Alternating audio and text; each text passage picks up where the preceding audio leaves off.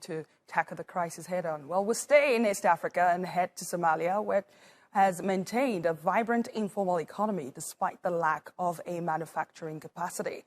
Although agriculture is the country's most important sector, a university student has built a car and believes there's potential for his country to go down a new avenue. Mahmoud reports from Mogadishu. Abdullahi Dahie is a fourth-year engineering student at the University of Hormuud in Mogadishu with the dreams of starting his own car factory in the near future. Whatever we learned in the university should not only be theory, it should be practical. Hard work and mechanical engineering skills that will allow us to use these skills to our benefit. Abdullahi decided to build a car from the ground up with the help of his fellow students. They sourced locally available materials, but without proper training and a state-of-the-art garage, it took the engineers a whole year to make just one prototype at a cost of around $5,000. They raised money from their own pockets and university funds, and the venture has attracted a lot of positive reviews locally.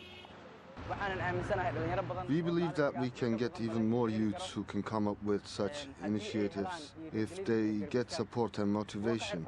There are more youths with different skills and talents, but the country is still underdeveloped. Somalia imports almost all its cars from Japan.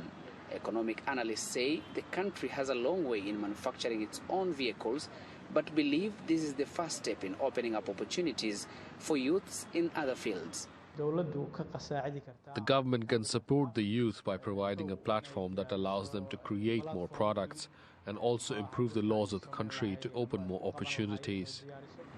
The World Bank says sub-Saharan Africa is projected to remain the fastest growing economic region in the world, and with that comes increased spending, particularly for the continent's middle class, looking to splurge on products including new personal vehicles. But even though this locally made car is not roadworthy yet, people here say the road to innovation is wide open. Somalia imports almost everything, meaning it has a large trade deficit with different countries.